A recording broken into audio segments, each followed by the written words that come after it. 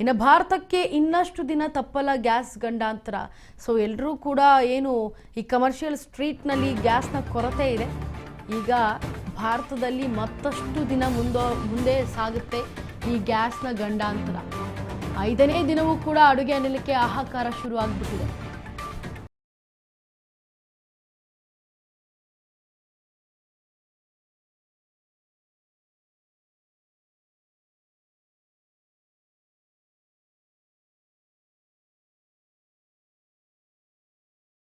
ದೇಶದಲ್ಲಿ ಯುದ್ಧ ಜೋರಾಗಿ ನಡೀತಾ ಇದೆ. ವಾರ್ಗಳ ಮೇಲೆ ವಾರ್ ನಡೀತಾ ಇದೆ.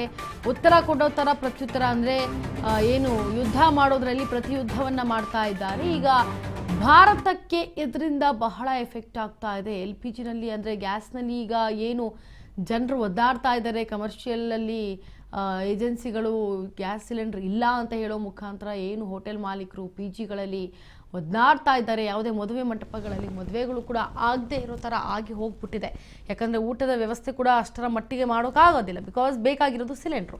ಯಾವ ರೀತಿ ಮಾಡೋಕ್ಕಾಗತ್ತೆ ಅನ್ನೋ ನಿಟ್ಟಿನಲ್ಲಿ. ಸೊ ಹಾಗಾಗಿ ಭಾರತಕ್ಕೆ ಇನ್ನಷ್ಟು ದಿನ ತಪ್ಪಲ್ಲ ಈ ಒಂದು ಗ್ಯಾಸ್ನ ಗಂಡಾಂತರ. 5ನೇ ದಿನವೂ ಕೂಡ ಅಡುಗೆ ಅನಿಲಕ್ಕೆ ಈಗ ಭಾರಿ ಬೇಡಿಕೆ ಇದೆ. ಹಾಗೆ ಹರ್ಮುಜ್ ಜಲಸಂಧಿ ತೆರೆಯಲ್ಲ ಅಂತ ಇರಾನ್ ಬೇರೆ ಒಂದು ಕಡೆ ಘೋಷಣೆ ಮಾಡ್ತಾ ಇದೆ.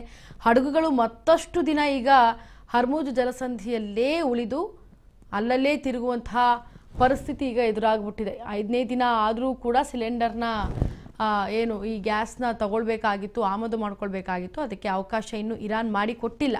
ಹರ್ಮುಜ್ ಜಲಸಂಧಿಯಲ್ಲೇ ಅಲ್ಲಿ ಇಲ್ಲಿ ಸುತ್ತೋಡಿತಾ ಇದ್ದಾವೆ ಹಡಗುಗಳು. ಬರೋದಕ್ಕೆ ಈ ಕಡೆ ಅವಕಾಶನೇ ಇಲ್ಲ.